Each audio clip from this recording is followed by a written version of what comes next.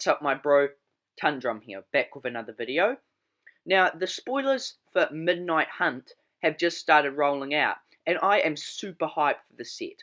I originally started playing Magic the Gathering in the Shadows over Innistrad block, and since then Innistrad has really been kind of like my home play, my favourite plane, and favourite setting in Magic the Gathering, so I am super hyped for the set, and spoilers have just started rolling out, so I thought I'd share them with you guys.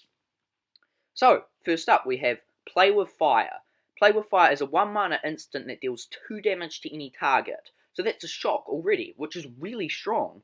But it also says, if this deals damage to a player, you get a scry one. So this is just a strictly better shock. In any deck you're running shock, you want to be running this instead. Even though if you only scry 1 in 10 times, that's still a substantial upside. This card is going to be very strong and you will see it seeing a lot of play. Now we have Infernal Grasp. Infernal Grasp is a 2 mana instant that says destroy target creature. You lose 2 life. Now this is a very strong. It's going to be, I reckon it will see substantial standard play. I think of it as like a murder with a Phyrexian mana kind of. 2 mana to destroy a creature plus you lose 2 life. It's just real solid. So like Cast Down, that was a really popular removal back in Dominaria. 2 mana to destroy target non-legendary creature. Think of this with, you get to target legendaries, but you also lose 2 life. But 2 life is not that much to pay. I reckon this card, at bare minimum, it's going to be an insane sealed card. But I reckon it will see standard play, and might even manage to sneak into Pioneer or Modern.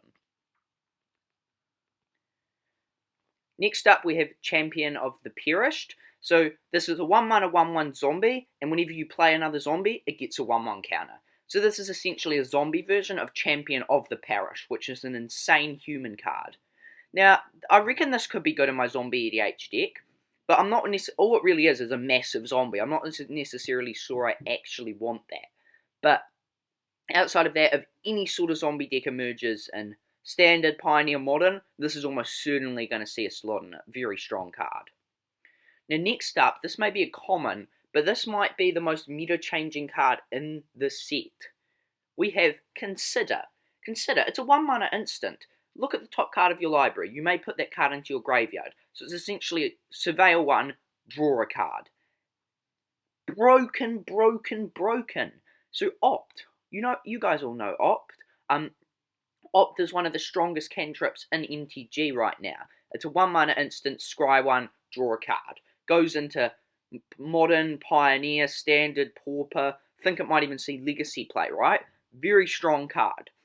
Now, what stops Opt from being broken is the fact that it doesn't also fill your graveyard. So I've discussed this with a couple other high-level MTG players, and they have said, if Opt said Surveil 1, it would break everything. And this is exactly what this is doing. This is Surveil 1, draw a card.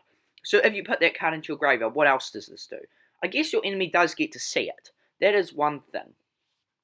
But realistically, the extra value you get off this doesn't matter. So this fuels Delves, it grows Goyfs, fuels Delirium. I guess that's not too big of an issue. Just anything graveyard. If you put something flashback into your graveyard or something you can cast back, that's extra value. This is just so strong compared to even Opt. Just strictly better.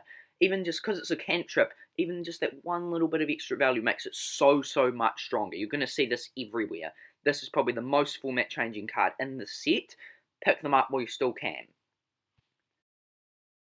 Next up we have Join the Dance.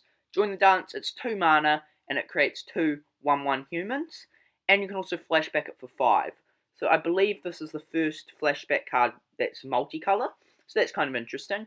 I don't think this is going to see any substantial play, but it seems like a solid token generator. Like, I think this is going to go, I've got a Sagada, let's forget her name, Heron's Grace, EDH deck, so that's like a human token EDH deck. This will be really strong in there. It's a nice little token generator card, but I don't think it's going to do any big plays anywhere, if you know what I mean. Next up, we have Decofile, going back on the old 13 joke from last Innistrad sets. But that's kind of the thing with Innistrad, lots of 13 stuff. It's a 2 mana 1/3 human wizard, gives you no maximum hand size. At the beginning of your upkeep, if you have exactly 13 cards in hand, you win the game. and you can also pay 4 to draw a card off this. This is going to be real solid, and like EDH, I can actually see tons of people winning with this. It's not too hard. 13 cards in hand is not too difficult. Play this early and just stash up, you can win a few turns later. Solid card, definitely going to be interesting to see where it goes. And finally we have Wrenn 7. This is a 5 mana 5 loyalty planeswalker, Rein. +4, look at the top 3, you get all lands revealed this way into your hand.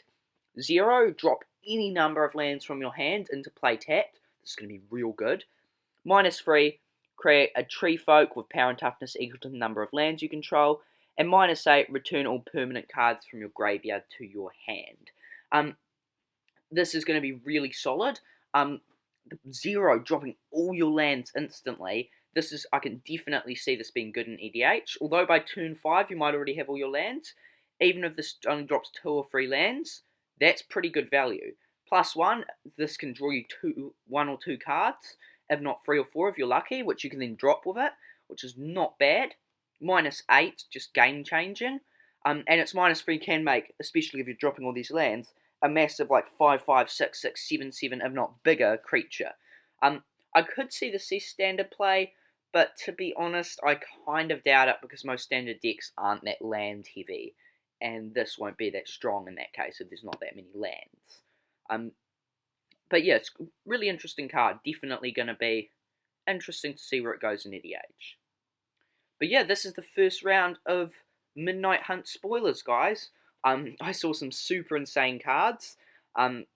If the whole set continues like this, we're going to have a very nice set coming out. Just consider, boy, that's going to be fun to see where that goes. But I hope you enjoyed the video. If you want to see more, make sure to leave a like and subscribe. And I hope to see you next time.